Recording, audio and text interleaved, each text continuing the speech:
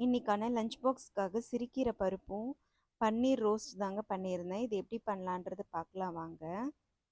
நான் ஏற்கனவே ஒரு 1/4 கப்பு சிறுபருப்பை ஊற வச்சு வாஷ் பண்ணி எடுத்து வச்சுருக்கேங்க.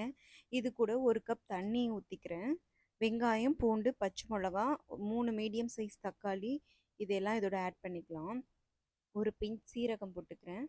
மஞ்சள் தூள், தேங்காய் எண்ணெய், ஒரு கட்டு கீரை. இதை 2 விசிலுக்கு ப்ரெஷர் குக் பண்ணி எடுத்துக்கலாம். இருக்கட்டும்.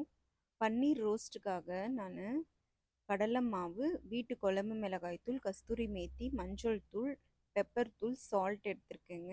இதோட ஆட் பண்ணிக்கலாம். 2 டீஸ்பூன் தயிர் ஊற்றிக்கிறேன். அப்புறம் அரைப்பழத்தோட எலுமிச்சப்பழச்சாறையும் இதோட ஆட் பண்ணிக்கலாம். சோயா சாஸ் ஊற்றிக்கிறேன். இதை நல்லா மிக்ஸ் பண்ணிக்கலாம். தேவைப்பட்டால் கொஞ்சமாக தண்ணி ஊற்றி இந்த மாதிரி டைல்யூட் பண்ணி எடுத்துக்கோங்க. இது கூட 200 கிராம்ஸ் பன்னீர் ஆட் பண்ணிக்கிறேன். இதை மேரினேட் பண்ணி நீங்கள் ரெஃப்ரிஜிரேட் கூட பண்ணி வச்சுக்கலாம். டெய்லி பன்னீர் எடுக்கிறவங்க இதிலேருந்து எடுத்து கூட யூஸ் பண்ணிக்கலாம். ரொம்பவே நல்லாயிருக்கும். நல்லா ஊறி ஜூஸியாக இருக்குங்க. அவ்வளோதான். இது கொஞ்சம் நேரம் ஊறட்டும். நம்ம கீரை பருப்புமே நல்லா வெந்து வந்துருச்சுங்க. ஓப்பன் பண்ணி பார்க்கலாம். இது கூட 1 டீஸ்பூன் உப்பு ஆட் பண்ணிக்கிறேன். இது நல்லா சாஃப்டாக வெந்துருச்சு. நான் இந்த கரண்டிலேயே நல்லா மசிச்சு விட்டுக்கிறேங்க.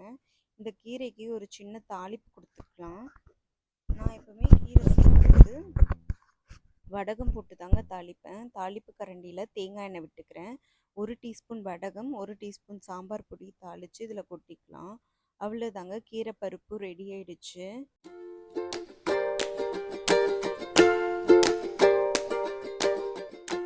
பன்னீர் ரோஸ்ட் பண்ணிக்கலாங்க. நான் பேனில் நல்லா ஆயில் போட்டு க்ரீஸ் பண்ணிக்கிறேன். உங்களுக்கு நான் ஷாலோ ஃப்ரை தான் பண்ண போகிறேன். உங்களுக்கு டீப் ஃப்ரை வேணும்னாலும் நீங்கள் பண்ணிக்கலாம். நம்ம மேரினேட் பண்ணி வச்சுருந்த பன்னீரையெல்லாம் ஆட் பண்ணிக்கிறேன் 1 பை 1. கொஞ்சமாக மேலே எண்ணெய் விட்டு 2 பக்கமும் ரோஸ்ட் பண்ணி எடுத்துக்கலாங்க. இது மசாலா ரொம்பவே நல்லா ஊறி ஜூஸியாக இருந்துச்சுங்க. கண்டிப்பாக நீங்களும் ட்ரை பண்ணுங்கள். நான் இப்போ லஞ்ச் பேக் பண்ணிக்கிறேன். வடித்த சாதத்தில் கொஞ்சமாக உப்பும் நெய்யும் போட்டு நல்லா தாராளமாக கீரை போட்டு மசிச்சு எடுத்துக்கலாங்க. அதையும் சாப்பிட்றதுக்கு ரொம்பவே ஃப்ளேவர்ஃபுல்லாக இருக்கும். அவ்வளோதாங்க, லஞ்ச் பேக் பண்ணிக்கலாம். நான் ஸ்நாக்ஸ்க்கு ரெட் பனானாவும் பனானா சிப்ஸ் தாங்க வச்சுருந்தேன். நாளைக்கு வேறு ஒரு லஞ்ச் பாக்ஸ் ரெசிபியில் மீட் பண்ணலாம். அது வரைக்கும் பாய் ஃப்ரெண்ட்ஸ்.